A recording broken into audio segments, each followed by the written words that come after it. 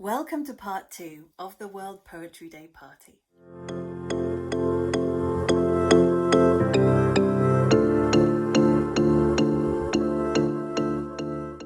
Hi, I am Elysium and welcome to my channel. And I told you I'd be back, didn't I, with part 2. So what you're going to hear next is the continuation of the party that you heard in part 1. Now, I was the first one up and I was reciting a poem that I wrote a couple of years ago called White Tara. White Tara is a figure in Tibetan Buddhism. And when I was looking for one of the poems that I've written that might be suitable for World Poetry Day, this one jumped out. Have a listen. You know, I don't write a lot of poems, okay? I wrote this one about, it was 3 years ago. No, 2 years ago. It was before the pandemic. My good friend, her name is Tia. She lives near me. She decided that she was going to have a poetry party. Okay. The theme was white. It was in January of 2020. And the deal was that we would dress in white, that the food that we would eat would be white.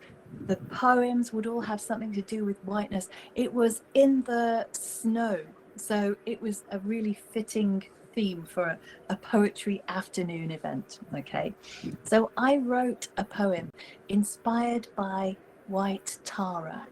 And I don't know whether you're familiar. She's a goddess, a Buddhist figure, and she represents healing and growth and prosperity. So I wrote this poem called White Tara, and it has 3 verses. And what I was trying to do was to write each verse in a different style so that it starts off in a more classical style and becomes more modern as it goes on. That's the idea of it anyway. So Tibetan Buddhist figure, White Tara. Here we go. As in friendship gathered round, I lay white lotus on the ground. This blossoming towards the sky alerts White Tara's 7 eyes. And with her holy, compassionate gaze, she teaches us with good deeds is paid the key to our longevity, a brush with the divinity. And with these accumulations vast, we soar in our abundance fast. Across these fragile earthly plains, towards the Kuru mountain range, whose snowy peaks reflect the light of the bright and twinkling starry night. A lotus waiting open-mouthed, receiving wisdom on the ground, 7 eyes are staring down, offering peace and wisdom found, in merit and devotion bound, for longevity and prosperity abound, in the snowy mountains crowned, with a star tiara dangling down. Friends, cast your flowers down and wait in skyward silence for a blink of wisdom. Do good, live long, know God, and prosper in the light. Yeah, of course. You're going to try and tell me you're not a poet again in a minute, aren't you? You know, I don't write poetry. I told you. Next, you're going to hear another one of Kurt's poems. It's called A Bit About Poetry and... It's titled A Bit About Poetry and Nothing About Life.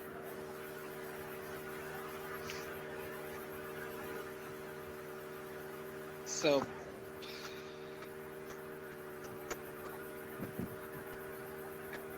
like poetry loves sweet, fresh nectar, Like a king bee never loses its appetite for sweetness. It's how the poet love is exceptional. He knows little about life and having legendary desires. Their ideas. Knows bit about poetry. Never been to a next Caribbean island or foreign land. This poet amazes. Just as it amazes everybody sees. Most importantly, the public can't quit those desires are already being knitted perceptibly wonderful, just as the inscription in his arm. Most absolute know just a bit more about life in poetry. No jealousies on.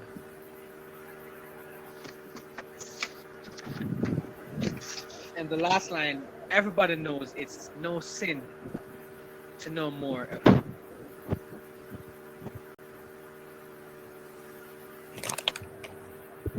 in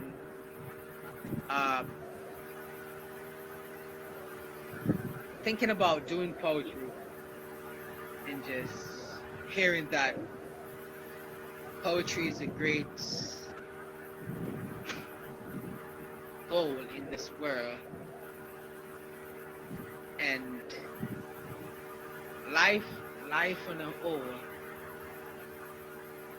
People always say to me, I have a whole lot more to know about life and a whole lot more to know about also poetry.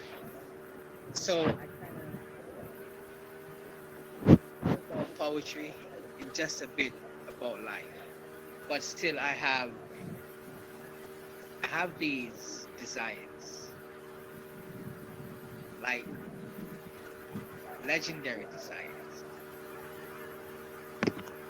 Just believe in the accomplishment I've seen of poetry. I love the way Yeah. that you see and portray poetry almost as if it's a tangible, magical force, and that comes across in a lot of your poetry. When I read your poetry in the caves on Scribble, I get the same impression, the same feeling. It's like for you, I almost feel like you can almost see and feel and touch poetry with you. You turn it into a fabric that surrounds you. It's like something that really exists, but it's magical. It's almost like something out of it's something mystical, and you create that feeling. It's very clever how you do it. Yeah. Yeah, I can second that. You have great skill. Yeah. Please don't stop.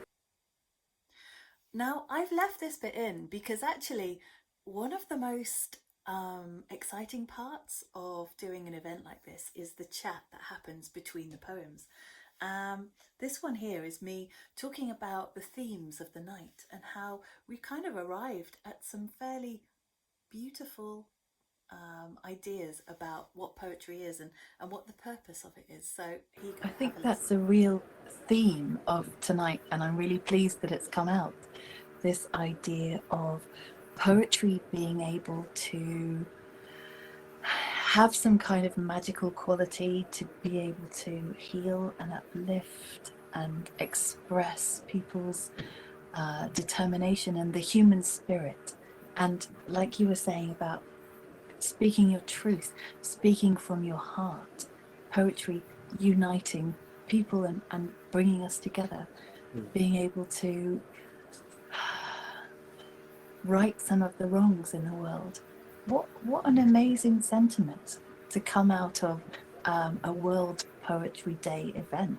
Like, we couldn't have planned this, actually. It was so perfect that's the sentiment that's arisen from our gathering.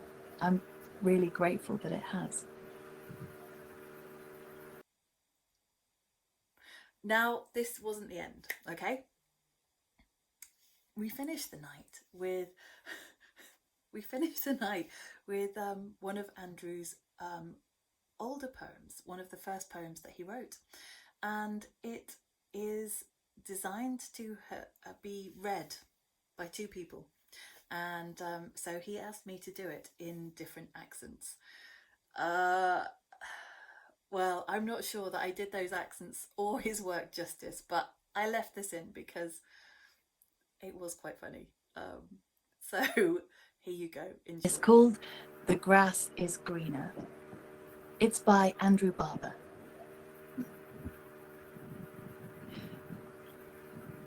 Your grass is always greener and warmer shines your sun. For those who live on your side, the fight's already won. I don't know if I can switch. Stop it! Stop that! Hilarious. Okay. So I have to switch characters. All the people who didn't come tonight, they just missed gold. Shut. Okay, I might have to compose myself. That's Okay. a good start. Right, I'll do the first line again. The first verse again. Right. Your grass is always greener, and warmer shines your sun. For those who live on your side, the fight's already won. Here's my glass half empty, but yours is still half full. I can't switch. Hang on, let me get into character. It's very hard. Okay. Oh yeah. Would you find it easier in a different accent? Yeah, maybe. Try a different accent. Okay, good. Okay, I'll switch.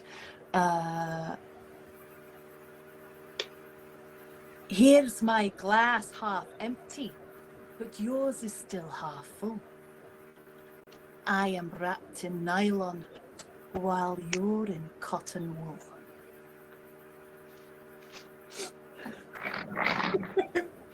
Okay. I work so hard for nothing. Your money grows on trees, and you're always healthy, while all I do is sneeze. You have perfect eyesight, yet glasses I must wear.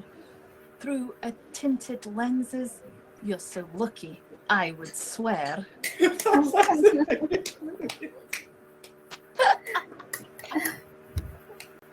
Oh, that is so brilliant.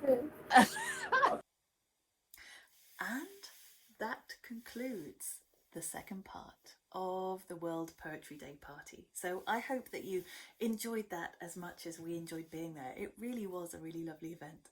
The next one is coming up in about a month's time. It's for Shakespeare's birthday, and you can get tickets using the link below. It is a free event and everyone is welcome. Now, just enough time for me to ask you to like, subscribe and pop the alert notification on so that you never miss an episode. And if you like this channel, don't tell me. Tell your friends. I'll see you next time.